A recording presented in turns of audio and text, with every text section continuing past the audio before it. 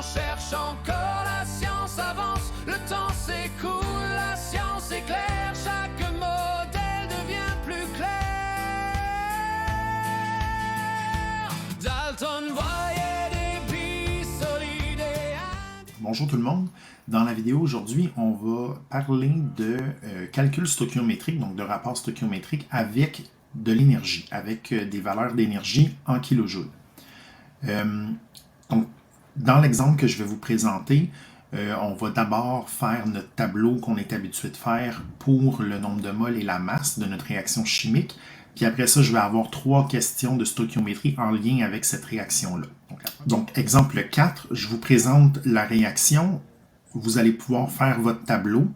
Donc, voici la réaction. Elle est balancée. Donc, j'ai mis les coefficients pour que l'équation soit balancée. Donc, je vous laisse retranscrire ça ici dans vos notes. Puis, vous pouvez aussi prendre quelques minutes pour essayer de compléter vous-même le tableau mol-masse pour vous pratiquer. Juste avant, notez que j'ai rajouté la valeur ici, une valeur d'énergie, sauf que pour la colonne de l'énergie, on ne viendra pas écrire une valeur en mol ou une valeur en grammes. C'est pas possible d'avoir des mols d'énergie ou des grammes d'énergie en kilojoules. Ça n'existe pas. Donc, les quantités en mol ou en grammes, c'est seulement que pour les molécules qui participent à la réaction, mais on va considérer l'énergie dans nos calculs. Donc, pour le tableau, la première ligne, donc la ligne des mols, le nombre de mols est donné par le coefficient de l'équation une fois qu'elle est balancée. Donc, la première molécule a un coefficient de 1, la deuxième molécule a un coefficient de 3, la molécule suivante 2 et la dernière molécule 2. Ensuite, il faut trouver la masse du nombre de moles. Donc, ici, pour la première molécule, je vais la faire pour la première, puis les autres, je vais seulement donner les réponses. Donc, pour la première molécule, je m'en vais dans le tableau périodique. Donc, 4 hydrogènes. L'hydrogène a une masse molaire de 1 g par mol. Donc, 4 fois 1, ça fait 4, plus 2 fois 12 pour le carbone. 2 fois 12 nous donne 24, plus les 4 de l'hydrogène, ça me donne un total de 28 grammes pour 1 mol de C2H4. Donc, on fait le même principe pour les autres molécules. Ça nous donne 96, 88 et 36. Pour être sûr de vos calculs, je vous rappelle que vous pouvez valider vos masses et votre balancement d'équation avec la loi de la conservation de la masse qui dit que la masse des réactifs est égale à la masse des produits. Donc, si on additionne 28 plus 96, ça nous donne 124. On va valider de l'autre côté en faisant 88 plus 36, ça nous donne aussi 124 grammes. Donc, ça veut dire que notre équation, elle est bien balancée. Ça veut dire qu'on a trouvé les bonnes masses en lien avec les masses molaires des molécules. Donc, une fois que ça c'est fait, je vais vous montrer, en fait, je vais vous afficher le premier énoncé. Encore une fois, prenez le temps de l'écrire, puis on va réfléchir au calcul stoichiométrique. Donc, le premier énoncé, la lettre A, quelle quantité d'énergie est dégagée lors de la formation de 6 mols de CO2? Donc, dans l'énoncé A, ce qu'on veut comparer, c'est une quantité d'énergie avec un nombre de mols de CO2. Donc, la première étape, ça va être d'aller identifier dans mon tableau les quantités que je veux comparer à partir des données de mon tableau. Puis après ça, je vais considérer le 6 mol qui est dans le contexte de ma question. Je porte à votre attention que l'énergie ici est du côté des produits. Donc, ce que ça veut dire, c'est que c'est de l'énergie qui est dégagée. C'est une réaction qui est exothermique. Quand on va faire nos calculs, on se rappelle, quand c'est de l'énergie dégagée du côté des produits, quand c'est exothermique, on va utiliser la valeur, on va utiliser la valeur en chiffres, mais on va lui associer un moins devant pour qu'on se rappelle que c'est de l'énergie qui est dégagée. Donc, la première chose à faire, c'est d'aller identifier les deux quantités qu'on veut comparer. Donc, on veut comparer un nombre de moles de CO2 et on veut comparer ça avec la quantité d'énergie qui est impliquée dans la réaction.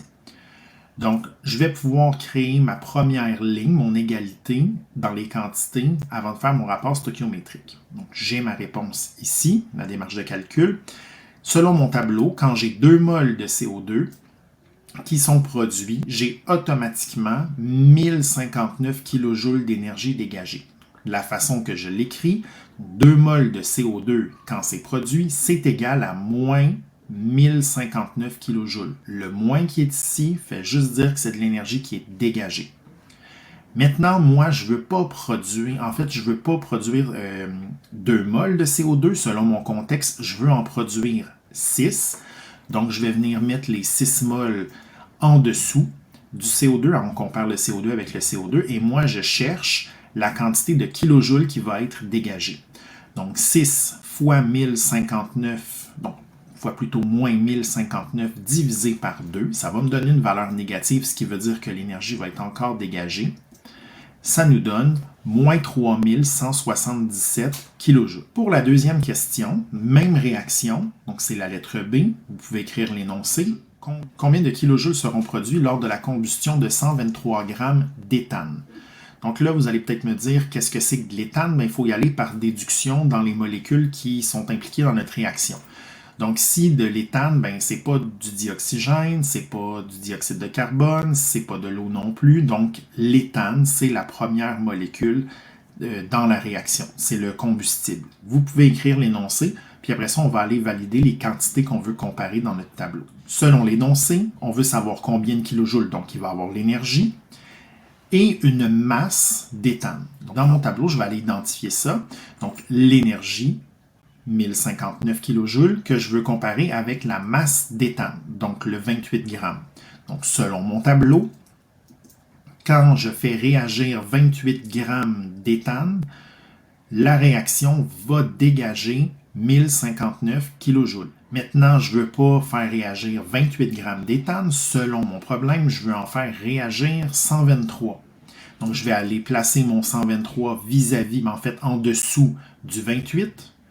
Donc 123 g d'éthane, et moi ce que je cherche, c'est la quantité de kilojoules qui va être dégagée.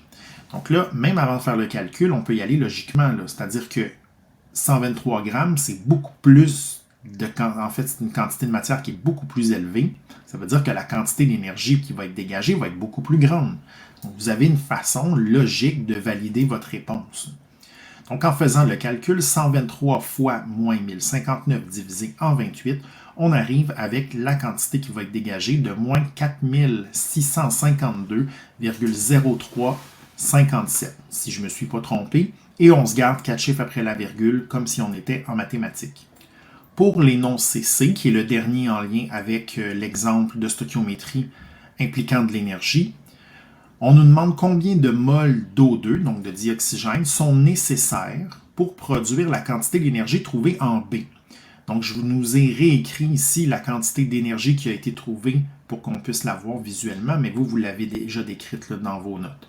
Donc, moins 4652,0357 kJ. Donc, ça va être notre valeur de référence finalement.